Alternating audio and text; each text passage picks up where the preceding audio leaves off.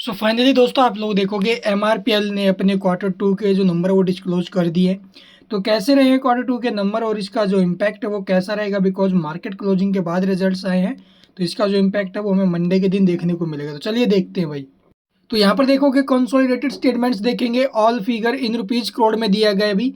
यहाँ पर आपको क्वार्टर एंडेड और ये आपको जो है अभी हाफ ईयर एंडेड रिजल्ट्स देखने को मिलेंगे। अगर बात की जाए टोटल इनकम की या टोटल रिवेन्यू, तो अब की बार जो टोटल इनकम हमें देखने को मिला करंट क्वार्टर में वो है 28,823 करोड़ का, जो प्रीवियस क्वार्टर में था अभी लगभग 27,334 करोड़ का, और प्रीवियस ईयर के सेम क्वार्टर में 22,904 करोड़ का। Year to year and quarter to quarter इसके इनकम में काफ़ी अच्छा जंप रहा है अभी। हाफ ईयर बेसिस पर भी आप लोग देखोगे इनकम काफ़ी अच्छी इंक्रीज होते हुए नजर आ रही है। इसके अलावा आप लोग देखोगे इसके एक्सपेंस यानी जो कंपनी ने खर्चे किए हैं भाई, तो अब की बार एक्सपेंस कैसे है, 29,886 करोड़ के, जो प्रीवियस क्वार्टर में 27,233 करोड़ के थे, प्रीवियस ईयर के सेम क्वार्टर में 21,312 करोड़ के। तो एक्सपेंस बहुत ज़्यादा हाई रहे हैं भाई, क्यू ऑन क्यू बेसिस पर भी and year on year basis पर भी।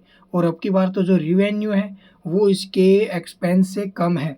रिवेन्यू कम किया एक्सपेंस से, मतलब कंपनी ने लॉस किया है भाई, इसका मतलब तो लॉस ही हुआ ना। तो क्योंकि जो रिवेन्यू है वो कम है, और अब की बार जो इसके नेट प्रॉफिट या लॉस है वो यहाँ पर आप लोग देख सकते हो लगभग 696 करोड़ का कंपनी ने लॉस बनाया है, जो प्रीवियस क्वार्टर में 73 करोड़ का प्रॉफिट था, और प्रीवियस ईयर के सेम क्वार्टर में 1,051 करोड़ का प्रॉफिट। तो प्रीवियस क्वार्टर से भी लॉस में आई है, और प्रीवियस ईयर के सेम क्वार्टर से भी कंपेयर करोगे तो वहाँ से भी कंपनी लॉस में है भाई। तो इसका नेगेटिव इम्पैक्ट हमें स्टॉक के ऊपर देखने को मिल सकता है। हाफ ईयर बेसिस पर देखोगे 2,066 करोड़ से जो है सीधा कंपनी 623 करोड़ के लॉस में आ गई है एक्सपेंस बढ़ने के कारण। इसके अलावा देखोगे भी अर्निंग पर शेयर यानी कि जो ईपीएस वगैरह है, तो यहाँ पर जो अब की बार हमें ईपीएस देखने को मिल रहा है अभी, वो देख सकते हो 3 रुपये 98 पैसे माइनस में गए हैं, जो प्रीवियस में 42 पैसे था, प्रीवियस ईयर के सेम क्वार्टर में 6 रुपये। तो लॉस में बहुत तगड़ा इजाफा हुआ है अभी। इसके अलावा जो ये एसेट्स वगैरह है वो यहाँ पर आप लोग देख लेना अभी वीडियो को पॉज करके। टोटल एसेट्स जो है करंट एसेट्स है वो पीछे के मुकाबले इंक्रीज हुई है फिर नहीं हुई है, ठीक है। इसके अलावा आप लोग देखोगे भी जो इसके ऊपर डेट वगैरह है कंपनी के ऊपर, तो डेट तो नहीं है ना भाई कंपनी के ऊपर, है ही नहीं है बोरोइंग। अगर देखने को ये है भाई, है कर्ज भी है कंपनी के ऊपर। जो कर्जा है वो प्रीवियस के मुकाबले इंक्रीज हुआ है borrowing. Short term and long term दोनों जगहों पर शॉर्ट टर्म में कम है एंड लॉन्ग टर्म में इंक्रीज, शॉर्ट टर्म में कम हुआ है एंड लॉन्ग टर्म में इंक्रीज हुआ है। तो चलिए भी आप देख लेते हैं इसके अलावा ये कैश फ्लो स्टेटमेंट से इन्हें भी देख लेना वीडियो को पॉज करके। यहाँ पर जो ये नोट्स दिए गए इन्हें भी पढ़ लेना भाई।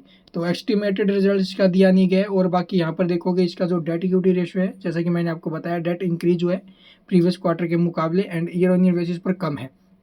इसके अलावा देखोगे भी इसका मार्जिन्स कैसा रहा है, तो मार्जिन जो इसके वो यहाँ पर देख सकते हो भी net profit margins and operating margins.